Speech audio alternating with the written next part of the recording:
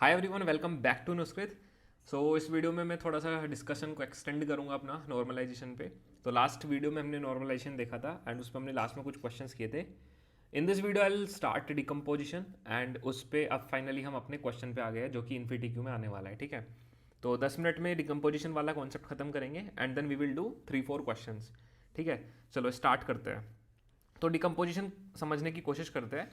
तो बेसिकली आपको क्या गिवन होगा, आपको एक रिलेशन गिवन होगा, ठीक है, और कुछ एफ का सेट गिवन होगा, और रिलेशन जो गिवन होगा और एफ का जो सेट गिवन होगा उससे हमें फिर बोल देगा कि 2NF में डिकम्पोज करने के लिए इस रिलेशन को अगर मुझे 2NF में कन्वर्ट करना है तो कितनी टेबल्स लगेंगी, ये हमसे पूछता है। सिमिलरली ये रिलेशन जो एफ देगा, रिलेशन देगा, उसको बोलेगा कि 3NF में कन्वर्ट करना है और 3NF में कन्वर्ट करने के लिए जो कितनी टेबल्स लगेंगी वो हमें बताना है। तो पहले हमें इनमें डिकम्पोजिशन करना आना चाहिए, राइट, तभी तो डिकम्पोज कर पाएंगे। तो 2NF में कैसे डिकम्पोजिशन होता है, 3NF में कैसे डिकम्पोजिशन होता है, ये हमें आना चाहिए। तो let's try to first understand the decomposition in 2NF। ठीक है, डिकम्पोजिशन सीखते हैं 2NF में। देखो, अगर कोई रिलेशन है, मान लो उस रिलेशन में आपको बहुत सारे एट्रीब्यूट्स गिवन है, ठीक है, और एक एट्रीब्यूट एक्स और वाई गिवन है, मतलब बहुत सारे एट्रीब्यूट्स हैं और एक्स वाई भी दो एक उसमें एट्रीब्यूट है। और इस रिलेशन में ये काफ़ी सारी आपको फंक्शनल डिपेंडेंसीज गिवन है और उसमें एक functional dependency X arrow Y भी है। ठीक है, ये अब ये जो फंक्शनल डिपेंडेंसी है ये मान लो पार्शियल डिपेंडेंसी है, तुमने कैलकुलेट कर लिए पार्शियल डिपेंडेंसी है। क्वेश्चन करके समझ में आ जाएगा, डोंट वरी। ठीक है, जब क्वेश्चन करेंगे तो समझ में आ जाएगा कि एक रिलेशन है उसमें बहुत सारे एट्रीब्यूट्स हैं और आपको एक्स एरो वाई एक पार्शियल डिपेंडेंसी गिवन है। तो अब अगर तुम्हें कोई ऐसा केस मिलता है कि एक रिलेशन है और आपको एक पार्शियल डिपेंडेंसी मिल गई है, तो जो भी तुम्हें पार्शियल डिपेंडेंसी मिली, ध्यान से सुनना, जो भी तुम्हें पार्शियल डिपेंडेंसी मिली उसमें डिटर्मिनेंट साइड वाले का एट्रीब्यूट क्लोजर निकाल लो। समझना ध्यान से, जो भी तुम्हें पार्शियल डिपेंडेंसी मिली तो उसमें एक्स एरो वाई मान लो एक पार्शियल डिपेंडेंसी है, तो यहाँ पे एक्स का एट्रीब्यूट क्लोजर निकाल लो। और मान लो एक्स का जब तुमने एट्रीब्यूट क्लोजर निकाला तो तुम्हें एक्स से वाई मिला, एक्स तो एक्स मिल जाएगा, एक्स से वाई मिला इस डिपेंडेंसी की वजह से। और मान लो तुम्हें हो सकता है एक दो एट्रीब्यूट और भी मिल जाए, मे बी पॉसिबल, एक्स से तुम्हें एक दो एट्रीब्यूट हो सकता है और भी मिल जाए। तो अब तुम्हें क्या करना है, तो इस रिलेशन को तुम्हें दो पार्ट्स में ब्रेक करना है। एक तो R1 रिलेशन में जिसके अंदर कौन कौन से एट्रीब्यूट आ जाएंगे, एक्स तक एट्रीब्यूट आ जाएंगे, और एक R2 रिलेशन बन जाएगा जिसके अंदर तुम्हारे ये सब एट्रीब्यूट्स आ जाएंगे, एक्स वाई और बाकी बचे हुए एट्रीब्यूट्स। ठीक है, हो सकता है थोड़ी पिक्चर अनक्लियर हो, तो इसके लिए मैं आपको एक एग्जाम्पल दिखाता हूँ। ठीक है, डोंट वरी, एग्जाम्पल देखते हैं। मान लो एक रिलेशन गिवन है आपको और उस रिलेशन में 3 कॉलम्स आपको गिवन है, S I D, S name and C I D. ठीक है, अच्छे समझते हैं। एक रिलेशन है उसके अंदर 3 आपके पास एट्रीब्यूट्स हैं, S I D, S name and C I D, और आपको एक फंक्शनल डिपेंडेंसी गिवन है। फंक्शनल डिपेंडेंसी क्या गिवन है कि S I D identifies S name. ठीक है, ये और इसको आपको 2NF में कन्वर्ट करना है और आपसे पूछा कि अगर मैं इसको 2NF में कन्वर्ट करूंगा तो नंबर ऑफ टेबल्स बताओ, नंबर ऑफ टेबल्स बताओ। ये आपसे पूछ लिया कि अगर मैं इस रिलेशन को 2NF में कन्वर्ट करना चाहता हूं तो हमें टेबल्स बतानी है कितनी होगी। तो 2NF के लिए कंडीशन याद करो, 2NF के लिए कंडीशन होती है पार्शियल डिपेंडेंसी वाला कॉन्सेप्ट। तो 2NF के केस के लिए हमें पार्शियल डिपेंडेंसी एक इंपॉर्टेंट फैक्टर है। तो सबसे पहले हमें ये देखना पड़ेगा कि ये जो एफडीज का सेट गिवन है, क्या इस एफडीज के सेट में कोई पार्शियल डिपेंडेंसी तो नहीं है, ये हमें कैलकुलेट करना पड़ेगा। But before calculating the partial dependency हमें कैलकुलेट करना पड़ेगा क्या, इस रिलेशन की कैंडिडेट की, इस रिलेशन की कैंडिडेट की। अब मैंने आपको कैंडिडेट की निकालने के लिए एक सिंपल सा टॉपिक बता रखा है, डिटर्मिनेंट एंड डिटरमाइनर। ठीक है, डिटरमाइनर में कौन कौन है, एस नेम है सिर्फ, जो फंक्शनल डिपेंडेंसी है उसमें डिटरमाइनर में आपको एस नेम दिख रहा है और डिटर्मिनेंट साइड में आपको एस आई डी दिख रहा है। तो कौन सा ऐसा एट्रीब्यूट है जिसको डिटरमाइन ही नहीं कर सकते आप, किस एट्रीब्यूट को आप डिटरमाइन नहीं कर सकते। एक तो सी आई डी, देखो सी आई डी ना ही तो इधर की साइड है ना ही इधर की साइड है, मतलब सी आई डी के बिना आप डिटरमाइन नहीं कर सकते। एक तो सी आई डी, ठीक है, और दूसरा क्या है, और कौन नहीं है determiner side, S I D भी तो नहीं है डिटरमाइनर साइड, तो एस आई डी। तो एस आई डी और सी आई डी का मिक्सचर अगर आप लोगे तो आपका कैंडिडेट की होगा। क्योंकि देखो, अगर अब आप इसका एट्रीब्यूट क्लोजर निकालते हो तो एस आई डी से एस आई डी आ जाएगा, सी आई डी से सी आई डी आ जाएगा और एस आई डी से एस नेम भी आ जाएगा। ठीक है, that means S I D और सी आई डी का combination is the candidate key. S I D C I D का कॉम्बिनेशन क्या हुआ, वो हुआ आपके पास कैंडिडेट की। तो लिख लेते हैं इसको यहाँ पे। ठीक है, तो एस आई डी जिस इस रिलेशन की जो कैंडिडेट की होगी वो कौन हो गई, S I D and C I D का combination, S I D C I D का combination is the candidate key. अब पार्शियल डिपेंडेंसी क्या कहती है, पार्शियल डिपेंडेंसी कहती है कि अगर कैंडिडेट की का कोई भी प्रॉपर सबसेट, देखो दो ही हो सकते हैं, एक तो एसआईडी और एक सीआईडी, ये दो प्रॉपर सबसेट होंगे। इसका एट्रीब्यूट क्लोजर निकालो, इसका एट्रीब्यूट क्लोजर निकालो। इसका एट्रीब्यूट क्लोजर निकालोगे तो क्या आएगा, एसआईडी और एस नेम आ जाएगा। क्यों आ जाएगा, क्योंकि एसआईडी से एस नेम आप कैलकुलेट कर सकते हो, और सीआईडी का एट्रीब्यूट क्लोजर निकालोगे तो सिर्फ सीआईडी मिलेगा। तो पार्शियल डिपेंडेंसी कहती है कि जब आप कैंडिडेट की का कोई भी प्रॉपर सबसेट लेते हो और अगर वो प्रॉपर सबसेट किसी नॉन प्राइम एट्रीब्यूट को फाइंड आउट करे तो वो होती है पार्शियल डिपेंडेंसी। तो क्या एसआईडी से आप नॉन प्राइम एट्रीब्यूट कैलकुलेट कर पा रहे हो? Yes, SID is able to find out non prime attribute, और अगर ऐसा है तो मतलब ये पार्शियल डिपेंडेंसी है। इसका मतलब ये जो डिपेंडेंसी आपको गिवन है ये कैसी डिपेंडेंसी है, ये पार्शियल डिपेंडेंसी आपको गिवन है, ठीक है, क्योंकि आप प्राइम एट्रीब्यूट को कैलकुलेट कर पा रहे हो, सॉरी, क्योंकि आप कैंडिडेट की के सबसेट से, कैंडिडेट की के सबसेट से आप एक नॉन प्राइम एट्रीब्यूट को कैलकुलेट कर पा रहे हो। That is why this functional dependency is a partial dependency, ठीक है। अब देखो, अब जो भी पार्शियल डिपेंडेंसी आपकी होती है, समझना ध्यान से, जो भी पार्शियल डिपेंडेंसी आपकी होती है उस पार्शियल डिपेंडेंसी में ये जो लेफ्ट वाला पार्ट होता है इसका आप एट्रीब्यूट क्लोजर निकालो, जो कि हमने निकाल भी रखा है बट फिर से निकाल लेते हैं। तो एसआईडी से आ जाएगा एसआईडी और एक आ जाएगा एस नेम, ये आया इसका एट्रीब्यूट क्लोजर। तो जो एट्रीब्यूट क्लोजर आया उन सबको तो आप एक रिलेशन में रख लोगे, तो मतलब एक रिलेशन तो बनेगा किस किस का, एसआईडी का और एस नेम का, ठीक है। और एक रिलेशन जो बनेगा बाकी दूसरा वाला रिलेशन, उसमें क्या क्या आ जाएगा, उसमें सारे बचे हुए एट्रीब्यूट्स आ जाएंगे। तो बचा हुआ एट्रीब्यूट कौन है, सीआईडी। और क्योंकि इन दोनों रिलेशंस को कनेक्ट करना है, तो इस पर्टिकुलर रिलेशन की जो भी कैंडिडेट की होगी जो कि एसआईडी है वो यहां पे आ जाएगी, ठीक है। बात समझ में आ गई? तो इसका मतलब इस रिलेशन को 2NF में कन्वर्ट करने के लिए हमें कितनी टेबल्स लगेंगी, R1 एंड R2, मतलब 2 टेबल्स लगेंगी। तो 2 टेबल्स इज द आंसर, ठीक है। हो सकता नहीं समझ में आया हो, कोई बात नहीं, मैं एक दूसरा एग्जांपल लेकर के समझाता हूं, ठीक है। फिर से समझते हैं। मान लो कोई रिलेशन आपको गिवन है और उस रिलेशन के अंदर आपको कुछ एट्रीब्यूट्स गिवन है, let's suppose A, B, C, D and E, ये 5 एट्रीब्यूट्स आपको गिवन है और एक फंक्शनल डिपेंडेंसीज का सेट आपको गिवन है, FDs का सेट यहाँ पे लिख लेते हैं। FDs का सेट कौन कौन सा गिवन है, यहां पे आप AB से C कैलकुलेट कर सकते हो और A से D कैलकुलेट कर सकते हो एंड लेट सपोज B से E कैलकुलेट कर सकते हो। ये आपको फंक्शनल डिपेंडेंसीज का सेट गिवन है। तो हमारा सबसे पहला कर्तव्य बनता है कैंडिडेट की निकालना, ठीक है। तो कैंडिडेट की निकालते हैं। मैंने कहा कैंडिडेट की बताओ।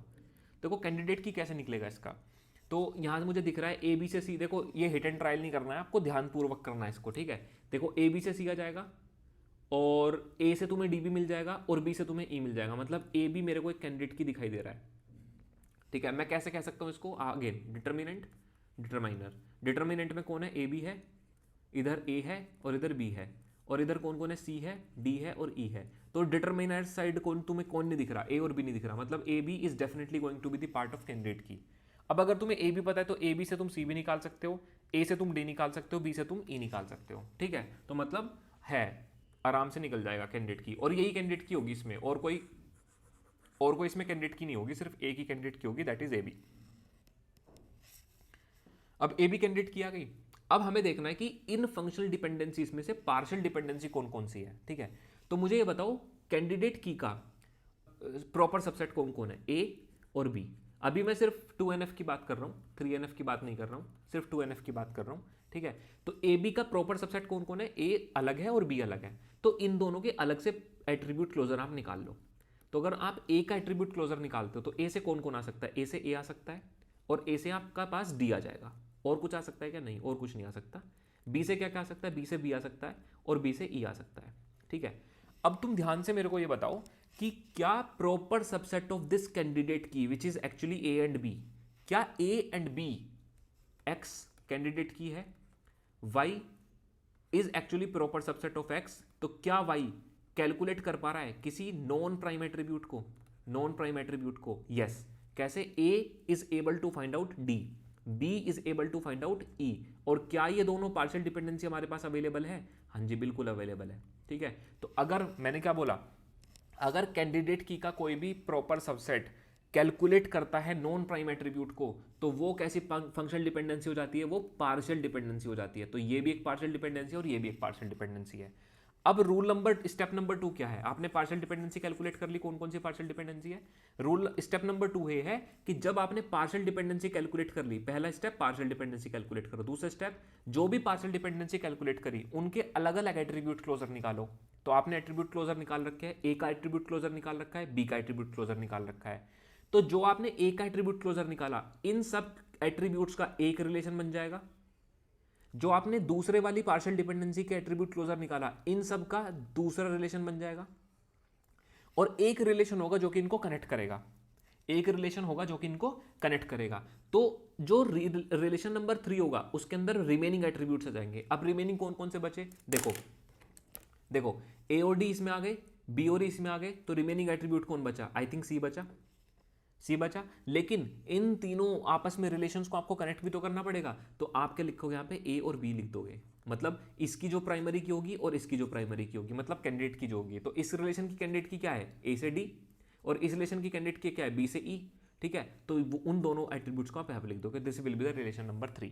ठीक है, तो दैट मीन्स अगर मुझे इस रिलेशन को मेरे को 2NF में कन्वर्ट करना हो तो मुझे कितनी टेबल्स लगेंगी? 3 टेबल्स मेरे को रिक्वायरमेंट होगी, 3 टेबल्स की मेरे पास रिक्वायरमेंट होगी। ठीक है, so we need 3 tables to satisfy 2NF। ठीक है, अब आप देख सकते हो इस रिलेशन के अंदर कोई पार्शियल डिपेंडेंसी नहीं होगी, क्योंकि ए की डिपेंडेंसी है ए से डी, और ए इज द प्राइमरी की। ठीक है, इस रिलेशन को देखो इंडिविजुअली, बी से ई, ए की है, बी से ई, कोई पार्शियल डिपेंडेंसी नहीं। क्यों? क्योंकि बी इज द कैंडिडेट की और बी का कोई और फर्दर प्रॉपर सबसेट नहीं है। ठीक है, यहाँ पे ए इज द कैंडिडेट की, ए का कोई फर्दर कैंडिडेट की नहीं है, तो पार्शियल डिपेंडेंसी तो क्या ही एग्जिस्ट करेगी। ठीक है, सिमिलरली यहाँ पे देखो, अब इस रिलेशन की कैंडिडेट की क्या हो जाएगी? इस रिलेशन की कैंडिडेट की ए बी होगी, मिक्स्ड ऑफ ए बी, क्योंकि ए बी कंबाइन होकर के सी को कैलकुलेट करता है। ठीक है, तो A B is the candidate key for this relation. अब ए बी का कोई और क्या है? ए बी का कोई प्रॉपर सबसेट ए होगा या फिर बी होगा? A cannot find out C, B cannot find out C, क्योंकि ए बी को कंबाइन करके आप सी को कैलकुलेट कर पाते हो, तो there is no partial dependency. तो जब आपने इन रिलेशन को फर्दर इंडिविजुअली ब्रेक कर दिया तो there is no partial dependency. इसका मतलब ये रिलेशन अब 2NF में है, और 2NF में है तो कितने रिलेशन लगे? R1, R2 and R3। ठीक है, चलो, तो आई थिंक ये चीज़ आपको समझ में आ गई होगी। ठीक है, अब एक काम करते हैं, 3NF डिकम्पोजिशन देखते हैं। ठीक है, 3NF डिकम्पोजिशन को समझने की कोशिश करते हैं कि 3NF डिकम्पोजिशन क्या होता है। ठीक है, चलो, तो लेट्स सपोज एक रिलेशन को एग्जांपल में लेते हैं। मान लो एक रिलेशन है आपके पास, उस रिलेशन के अंदर एट्रीब्यूट्स है A B C D E F G, काफ़ी बड़ा रिलेशन है। ठीक है, ए से लेकर के जी तक एट्रीब्यूट्स है, और इसका जो एफडीज का सेट है, उस एफडीज का सेट मैं ले लेता हूँ यहाँ पे। लेट सपोज ए बी से मैं कैलकुलेट करता हूँ सी, और सी से मेरे पास आ जाता है डी, और बी से मेरे पास आ जाता है लेट सपोज ई, और ई से मेरे पास आ जाता है एफ, और ए से आता है मेरे पास मान लो जी। ठीक है, ये मेरे पास फंक्शनल डिपेंडेंसीज का सेट है। तो मुझे 1 बाय 1 चलना है। पहले 2NF की बात करेंगे, तो सबसे पहले 2NF की बात करने के लिए सबसे पहले मुझे को कैंडिडेट की निकालना आना चाहिए। तो कैंडिडेट क्या होगी इस रिलेशन की? देखो मुझे दिख रहा है ए बी से सी आ गया, सी आ जाएगा, सी से डी आ जाएगा, बी से ई भी आ जाएगा, ई से एफ आ जाएगा, ए से जी भी आ जाएगा। मतलब ए बी मेरे को कैंडिडेट की दिख रहा है। आप ऐसे मत निकालना, आप प्रॉपर डिटर्मिनेंट और डिटरमाइनर साइड को लेकर के जब कैलकुलेट करना, और सारी की सारी कैंडिडेट की आपको निकालनी है। ठीक है, तो A B is going to be the candidate key for this relation. अब क्योंकि अगर ए बी कैंडिडेट की है तो सबसे पहला हमारा फोकस होना चाहिए पार्शियल डिपेंडेंसी को। ठीक है, ये 3NF के लिए क्वेश्चन है, this is the question for 3NF। But उससे पहले हम 2NF में कन्वर्ट करेंगे, क्योंकि रिलेशन को 3NF में कन्वर्ट करने से पहले it should be in 2NF। ठीक है, तो 1 बाय 1 चलेंगे। तो अगर आपसे किसी रिलेशन को 3NF में कन्वर्ट करने के लिए बोला भी है ना, तो 3NF से पहले हम उसको 2NF में कन्वर्ट करना ही पड़ेगा। This is the in between step. ठीक है, तो A B is the candidate key सबसे पहला स्टेप क्या होता है? ए बी के बाद हमें वो निकालनी है पार्शियल डिपेंडेंसी। पार्शियल डिपेंडेंसी को समझेंगे, तो पार्शियल डिपेंडेंसी कैसे निकलता है? इनके प्रॉपर सबसेट को लेकर के। तो A will be the proper subset and B will be the proper subset. तो प्रॉपर सबसेट का एट्रीब्यूट क्लोजर निकालो सबसे पहले। तो ए का, ए से तो ए आ जाएगा। ठीक है, और कुछ आ रहा है कैसे? यस, ए से जी भी आ रहा है, और कुछ आ सकता है क्या? नहीं, तो इतना आया सिर्फ। बी का देखते हैं, बी से बी तो आ ही जाएगा, और क्या आ सकता है? बी से ई आ रहा है, बी से ई आ रहा है, और ई से क्या आ रहा है? एफ, ई से आ रहा है एफ, और कुछ नहीं आ रहा। तो मतलब ये हुआ कि ए जो है वो जी को कैलकुलेट करता है, and G is not the part of the candidate key. मतलब जी कैसा हुआ? Non prime attribute, non prime. अच्छा, बी से ई कैलकुलेट कर रहे हो, बी से एफ कैलकुलेट कर रहे हो, मतलब ई बी क्या है, non prime attribute, this is also partial dependency and this is also partial dependency. और जब आपने इनका ब्रेकडाउन किया तो आपने ब्रेकडाउन कैसे किया, तो ए का जो क्लोजर निकाला उसमें आया ए और जी, और जो बी का जो क्लोजर निकाला उसमें आया बी ई एफ। तो अगर मैं इंडिविजुअल रिलेशन की पार्शियल डिपेंडेंसीज देखूं तो यहां पे कौन सी पार्शियल डिपेंडेंसी सेटिस्फाई हो रहा है, ए से जी, और इस रिलेशन में कौन सी पार्शियल डिपेंडेंसी सेटिस्फाई हो रही है, बी से ई एंड ई से एफ। ये पार्शियल डिपेंडेंसीज इस रिलेशन में सेटिस्फाई हो रही है। तो मतलब एक रिलेशन तो बन जाएगा ये, एक रिलेशन बन जाएगा ये, और एक जो तीसरा रिलेशन बनेगा उसमें आ जाएंगे एक तो रिमेनिंग एट्रीब्यूट्स। रिमेनिंग एट्रीब्यूट्स कौन कौन से हो जाएंगे, आपका रिमेनिंग एट्रीब्यूट हो जाएगा डी, सी, सी डी और जी। रिमेनिंग एट्रीब्यूट्स तो ये हो गए सी डी जी, और हर इन दोनों रिलेशंस की कैंडिडेट की होगी। तो इस रिलेशन की कैंडिडेट की कौन है, ए, और इस रिलेशन की कैंडिडेट की कौन है, बी, क्योंकि बी से ई निकाल लोगे और ई से एफ आ जाएगा। तो B is the relation of, मतलब B is the candidate key of second relation. तो जो हमारा टोटल जो रिलेशन बने वो कौन कौन से बनेंगे, कौन, अच्छा जी नहीं आएगा, सॉरी यहाँ पे जी नहीं आएगा, जी तो यार रिलेशन के अंदर ऑलरेडी है। तो बी ए सी डी हमारे पास एक रिलेशन आ जाएगा, ठीक है, बी ए सी डी, ये बचा हुआ रिलेशन के अंदर बी ए सी डी आ जाएगा। तो हमारे पास तीन रिलेशन बन गए। पहला रिलेशन कौन सा बना, जिसके अंदर ए और जी है, और दूसरा रिलेशन कौन सा बना जिसके अंदर बी, ई और एफ है, और तीसरा रिलेशन कौन सा बना जिसके अंदर ए, बी, सी और डी है। तो अगर मैं इंडिविजुअली देखूं तो यहाँ पे कौन सी पार्शियल डिपेंडेंसी सेटिस्फाई हो रही है, ए से जी, और यहाँ पे कौन सी हो रही है, बी से ई एंड ई से, सॉरी ई से एफ, ठीक है, ई से एफ। और यहाँ पे कौन कौन सी रिलेशन सेटिस्फाई हो रही है, ए बी से आप कैलकुलेट कर पा रहे हो सी, और सी से कैलकुलेट कर पा रहे हो आप डी, और भी कुछ हो रहा है क्या, नहीं, बस इतनी, ये दो फंक्शनल डिपेंडेंसी यहाँ पे कैलकुलेट हो रही है। तो this is this functional dependency set, ये भी एफ डी सेट है और ये भी एफ डी सेट है इस रिलेशन का। अब हमें देखना है कि क्या ये रिलेशंस 2NF में है, क्योंकि हमने 2NF के हिसाब से ही इनका पार्टीशन करा है, डिकम्पोजिशन इनका हमने 2NF के हिसाब से करा है। तो यस, यहाँ पे ये जो रिलेशन जो आपको दिखाई दे रहा है, तीन रिलेशंस, ये 2NF में है, ठीक है।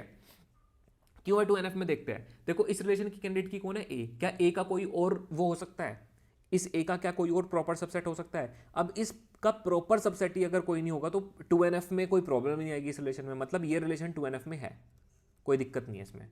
इस रिलेशन को चेक करो 2NF के लिए, इस रिलेशन की कैंडिडेट की कौन है, बी, क्या बी का कोई प्रॉपर सबसेट हो सकता है। देखो प्रॉपर सबसेट ही अगर एग्जिस्ट नहीं करेगा तो पार्शियल डिपेंडेंसी की पॉसिबिलिटी खत्म हो गई। अगर इस रिलेशन की कैंडिडेट की बी है तो कैंडिडेट की का प्रॉपर सबसेट एग्जिस्ट नहीं कर सकता, तो पार्शियल डिपेंडेंसी की भी जो अकरेंस थी वो बिल्कुल रिमूव हो गई है। तो ये भी रिलेशन 2NF में है। अब इस पे आ जाते हैं, यहाँ पे इस रिलेशन की जो कैंडिडेट की कौन है, वो ए बी है। ए बी का जो प्रॉपर सबसेट है वो ए और बी बन सकता है, ठीक है, ए और बी बन सकता है। तो अगर तुम ए का एट्रीब्यूट क्लोजर निकालोगे तो वो तुम्हें ए ही देगा सिर्फ, और अगर तुम बी का एट्रीब्यूट क्लोजर निकालोगे तो वो तुम्हें सिर्फ बी ही देगा। तो मतलब ना ही तो ए किसी नॉन प्राइम एट्रीब्यूट को फाइंड आउट कर रहा है और ना ही बी किसी नॉन प्राइम एट्रीब्यूट को फाइंड आउट करना है। मतलब कैंडिडेट की का कोई भी प्रॉपर सबसेट किसी नॉन प्राइम एट्रीब्यूट को फाइंड आउट नहीं कर रहा है। इसका मतलब ये भी क्या हुआ, ये भी एक 2NF में रिलेशन है। तो मतलब ये तीनों रिलेशन 2NF में तो है। तो अगर इस क्वेश्चन में ये पूछता कि 2NF में कन्वर्ट करने के लिए इस रिलेशन को कितने टेबल्स लगेंगे, तो हमारा आंसर कितना हो जाता, 3। हमारा आंसर कितना हो जाता, 3। बट अब उसने पूछा है 3NF में, तो 3NF सीखना भी यहाँ पे क्या होगा, ठीक है, 3NF को सीखना भी यहाँ पे क्या होगा। मैं एक काम करता हूँ, इसमें कुछ पोर्शन को चलो हटाते नहीं है, ऐसे रहने देते हैं। तो अभी क्या है कि हमारे पास ये तीन रिलेशन आ गए, R1, R2, R3, ये तीन रिलेशन हमारे पास है, और हमने ये रिलेशन को 2NF में कन्वर्ट कर दिया है। और 2NF में कन्वर्ट करने के बाद इसमें जो नंबर ऑफ टेबल्स लग रहा है वो 3 लग रहा है, ठीक है, ये 3 लग रहा है। अब हमें ये समझना है कि इस रिलेशन को अगर हमें 3NF में कन्वर्ट करना हो, मतलब इस पूरे रिलेशन को हमें अगर 3NF में कन्वर्ट करना हो तो क्या क्या चीज़ कैसे कैसे करेंगे, ये हमें समझने की कोशिश करनी है। Got it. चलो अब समझते कि कैसे होगा। तो देखो मैंने 3NF की कंडीशन बताई थी। 3NF की कंडीशन ये थी कि हर एक रिलेशन के अंदर जो पार्शियल डिपेंडेंसी होती है ना, मतलब सॉरी, हर एक रिलेशन के अंदर जो भी डिपेंडेंसीज होती है, फंक्शनल डिपेंडेंसीज होती है, उसमें हर एक फंक्शनल डिपेंडेंसी में एक्स एरो वाई जितनी भी फंक्शनल डिपेंडेंसी होती है उसमें X must be a super key और Y must be a prime attribute. ये कंडीशन बताई थी मैंने आपको, प्रीवियस वीडियो में बताई थी। तो हमें वही चेक करना है। जरा पहले इस रिलेशन पे आओ, ठीक है, इस रिलेशन को देखो ध्यान से। इस रिलेशन में जो फंक्शनल डिपेंडेंसी एग्जिस्ट कर रही है वो ए एरो जी एग्जिस्ट कर रही है। अगर तुम इस रिलेशन की कैंडिडेट की देखते हो तो वो कौन है, ए, तो क्या ए सुपर की है, yes A is the super की। इसका मतलब ये रिलेशन 3NF में भी है क्योंकि एक ही फंक्शनल डिपेंडेंसी है। और अगर जो फंक्शनल डिपेंडेंसी है, अगर उस फंक्शनल डिपेंडेंसी में आपका एक्स वाला एट्रीब्यूट सुपर की है, इसका मतलब ये फंक्शनल डिपेंडेंसी 3NF को सेटिस्फाई कर रही है। और अगर ये फंक्शनल डिपेंडेंसी 3NF को सेटिस्फाई कर रही है और इसके अंदर और कोई फंक्शनल डिपेंडेंसी है नहीं, इसका मतलब ये पूरा का पूरा रिलेशन किस में है, ये 3NF में है। Now let's talk about this particular relation. इस पर्टिकुलर रिलेशन की बात करते हैं। इस रिलेशन में हमें सबसे पहले देखो कि कैंडिडेट की कौन है। इस रिलेशन की जो कैंडिडेट की है वो कौन है, बी है, वो बी है। इसका मतलब अगर कैंडिडेट की बी है तो इसके जो नॉन प्राइम एट्रीब्यूट्स हुए वो कौन कौन से हो गए, नॉन प्राइम एट्रीब्यूट्स, एक तो ई हो गया और एक एफ हो गया। क्योंकि जो एट्रीब्यूट कैंडिडेट की का पार्ट नहीं है वो कौन है, नॉन प्राइम एट्रीब्यूट है। तो नॉन प्राइम एट्रीब्यूट कौन कौन हो गए, ई और एफ। तो अब हमें ये चेक करना है कि इस रिलेशन के अंदर जो हर एक डिपेंडेंसी गिवन है उस डिपेंडेंसी में एक्स वाला part should be the super key, और अगर ऐसा नहीं है तो y वाला part should be the prime attribute. ये दोनों कंडीशन सेटिस्फाई करनी चाहिए। तो चलो देखते हैं पहली वाली फंक्शनल डिपेंडेंसी को। क्या पहली वाली फंक्शनल डिपेंडेंसी में जो x वाला पार्ट है क्या वो सुपर की है, यस दिस इज सुपर की। इसका मतलब ये जो फंक्शनल डिपेंडेंसी है ये सेटिस्फाई कर रही है मेरे पास 3NF को, ठीक है। बट इसको देखते हैं अब, क्या ये वाली फंक्शनल डिपेंडेंसी के अंदर क्या ई सुपर की है, क्या ये सुपर की है, नहीं है, बिल्कुल भी नहीं है, ये सुपर की नहीं है। क्या एफ वाला पार्ट प्राइम एट्रीब्यूट है, नहीं, एफ वाला पार्ट प्राइम एट्रीब्यूट नहीं है, this is non prime attribute. इसका मतलब ये हुआ कि ये रिलेशन 3NF में नहीं है। और कौन सी फंक्शनल डिपेंडेंसी ऐसी है जो कि प्रॉब्लम क्रिएट कर रही है, ये वाली फंक्शनल डिपेंडेंसी ऐसी है जो कि प्रॉब्लम क्रिएट कर रही है। किस लिए प्रॉब्लम क्रिएट कर रही है, क्योंकि ये 3NF में नहीं है, ठीक है। तो हम क्या करेंगे, जो भी फंक्शनल डिपेंडेंसी इस रिलेशन को 3NF में आने से रोक रही है उस पर्टिकुलर फंक्शनल डिपेंडेंसी में मैं उसका एट्रीब्यूट क्लोजर निकाल लूंगा लेफ्ट साइड का। तो मैं ई का एट्रीब्यूट क्लोजर निकालूंगा, तो ई से मेरे पास आ जाएगा ई और ई से मेरे पास आ सकता है एफ। तो इसका मतलब ये हुआ, अब ये जो रिलेशन है, ये जो मैंने एक नया रिलेशन बनाया, ये आ जाएगा एक R4 रिलेशन।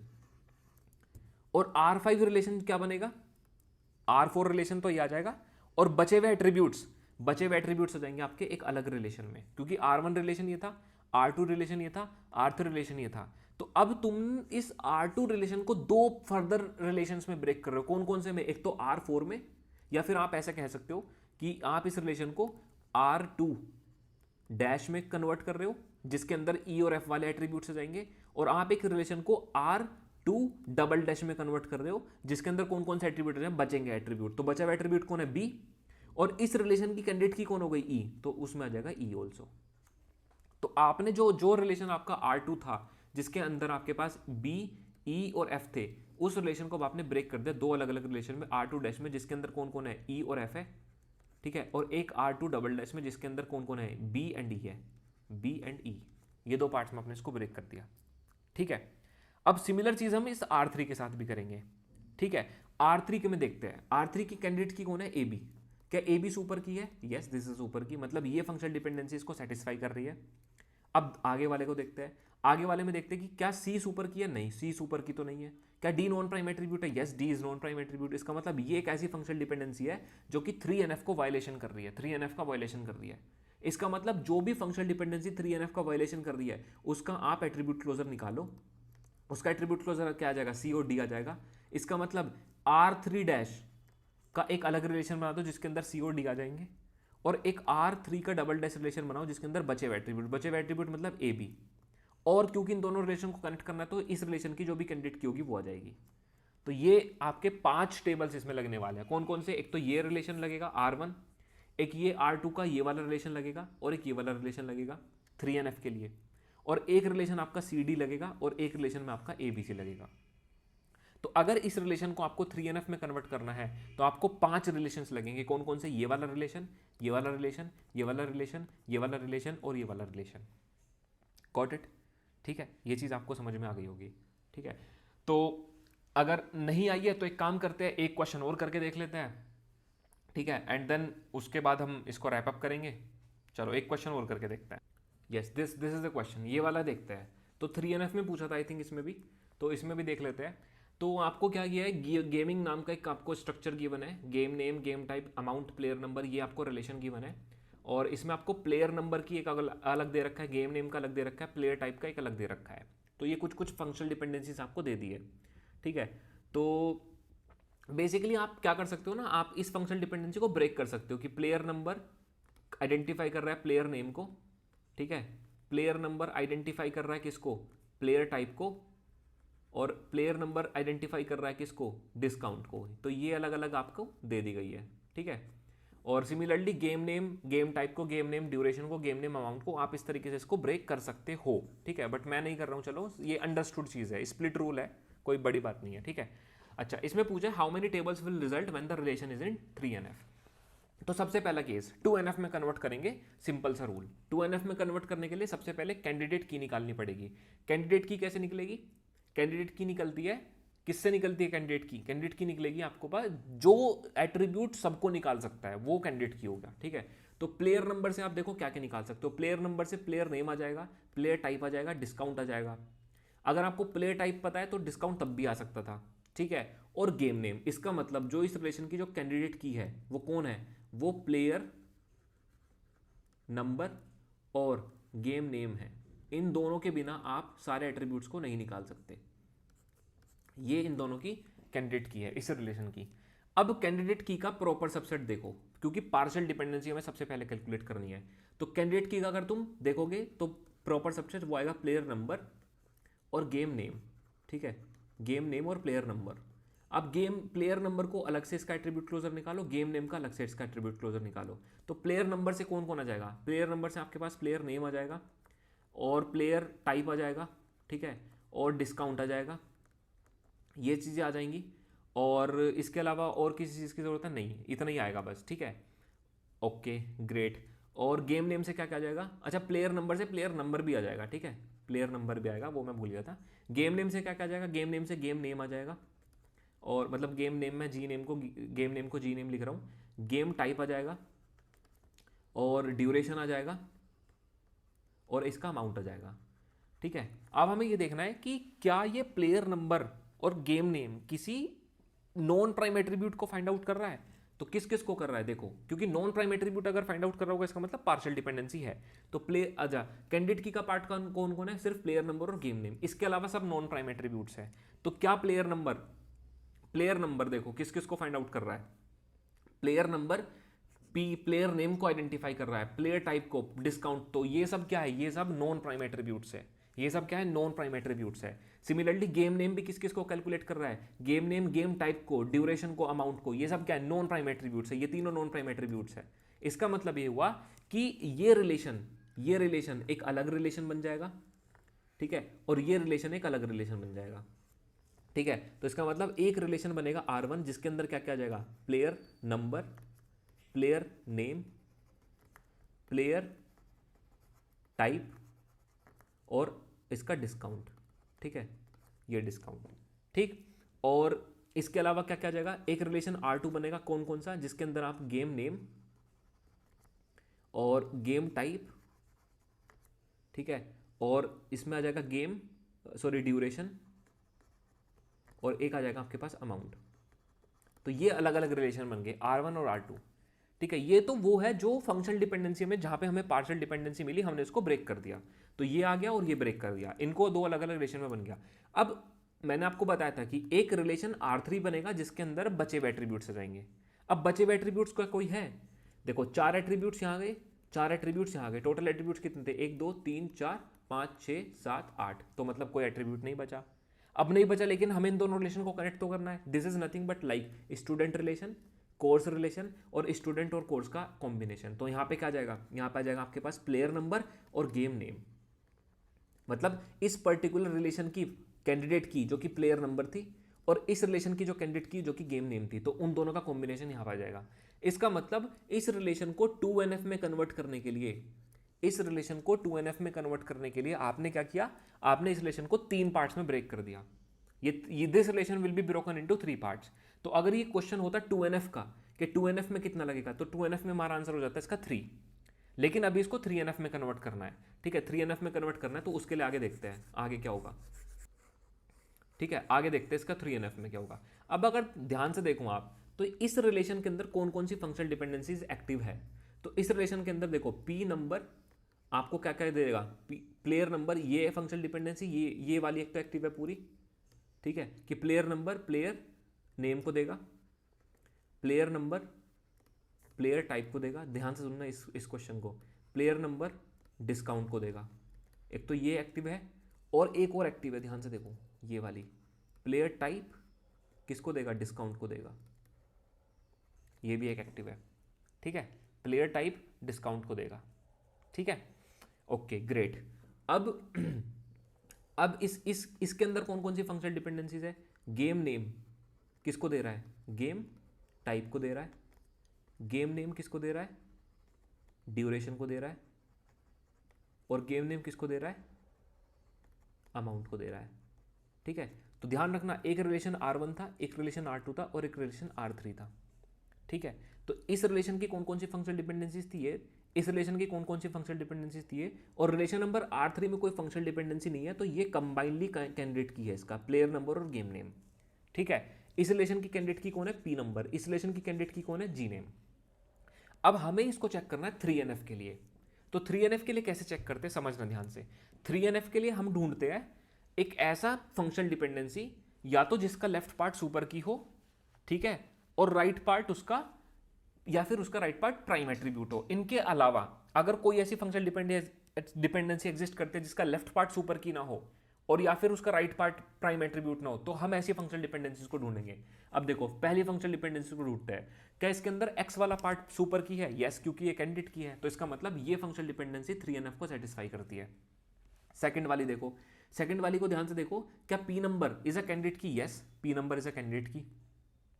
थर्ड वाली को देखो, P number discount, yes, again P number is a super key, ठीक है। तो जो सुपर की लेफ्ट साइड में है मतलब वो 3NF को सेटिस्फाई कर रही है। अब फोर्थ वाली को देखो, क्या P टाइप इसका कैंडिडेट की है या फिर सुपर की है, नहीं है। क्या डिस्काउंट इसका प्राइम एट्रीब्यूट नहीं है, देखो क्या इस पर्टिकुलर रिलेशन के अंदर क्या डिस्काउंट एट्रीब्यूट प्राइम एट्रीब्यूट है, क्या कैंडिडेट की का पार्ट है, नहीं है। तो मतलब डिस्काउंट एट्रीब्यूट क्या हुआ, ये नॉन प्राइम एट्रीब्यूट हुआ। इसका मतलब ये एक ऐसी फंक्शनल डिपेंडेंसी है जो कि इस रिलेशन के अंदर प्रॉब्लमेटिक क्रिएट कर रही है, प्रॉब्लम क्रिएट कर रही है, ठीक है। तो मैं क्या करूंगा, मैं P टाइप का एट्रीब्यूट क्लोजर निकालूंगा और P टाइप से मेरे को P टाइप मिलेगा एक तो, और मेरे को डिस्काउंट मिलेगा। और मैं क्या करूंगा, इसके अलावा और कुछ नहीं मिलेगा, तो मैं क्या करूंगा, इसका एक अलग रिलेशन बना दूंगा। मतलब R1 जो मैंने रिलेशन बनाया था, उस R1 रिलेशन को मैं दो पार्ट्स में डिवाइड करूंगा। एक रिलेशन तो बनेगा इन दोनों एट्रीब्यूट्स का, तो जिसके अंदर मान लो R1 डैश करके मैं लिख देता हूं, जिसके अंदर आ जाएगा P टाइप और डिस्काउंट, ठीक है, जिसके अंदर ये दो रिलेशन आ जाएंगे। और एक R1 का डबल डैश रिलेशन बनेगा जिसके अंदर बाकी बचे हुए एट्रीब्यूट्स, बाकी बचे हुए एट्रीब्यूट्स कौन कौन से थे, P नंबर, P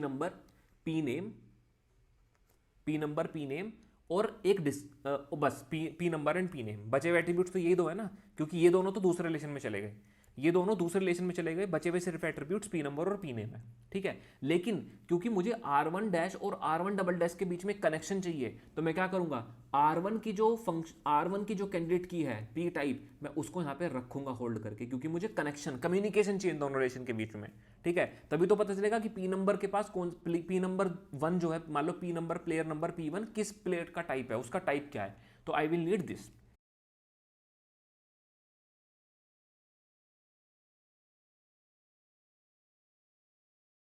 ठीक है। तो अल्टीमेटली मेरे को कितने रिलेशन लगे, R1 को मैंने ब्रेक कर लिया इसमें और इसमें, तो दो तो ये हो गए, एक तीसरा ये और एक चौथा ये, तो दैट मीन्स इसका जो आंसर होगा दैट विल बी 4। तो इसका आंसर है मेरे पास 4, ठीक है। अब देखो और प्रैक्टिस करने के लिए अगर आपको और चाहिए ना, पहले तो मैं आपको ना इसके एक नोट्स भेज दूंगा जो मेरे पास हैंड रिटन नोट्स है। दूसरा, आप मेरे पास एक इन्फोसिस वाले उसकी ना प्लेलिस्ट में एक वीडियो है पाइथन प्लस DBMS करके, उसमें क्वेश्चन नंबर 12 देख लेना, ठीक है। Question number 12 Python plus DBMS करके मेरे ही चैनल पे एक वीडियो पड़ी है, क्वेश्चन नंबर 12 देख लेना उसका, वो भी इसी टाइप का एक 3NF का क्वेश्चन सोल्व कर रखा है मैंने, तो आपको और ज़्यादा क्लियर हो जाएगा, ठीक है। So I hope you have enjoyed this video, और फाइनली हमने क्वेश्चन सोल्व कर लिया है, ठीक है, और हमें एक नंबर मिल जाएगा, ठीक है। तो और मुझे बताना कि कैसी लगी ये 4 वीडियोज़, आपको कितना क्लियर हुआ, कितनी क्लैरिटी आई, and how has been the teaching so far, ठीक है। फिर मिलते हैं फिर नेक्स्ट वीडियो में, बाय बाय फॉर नाउ।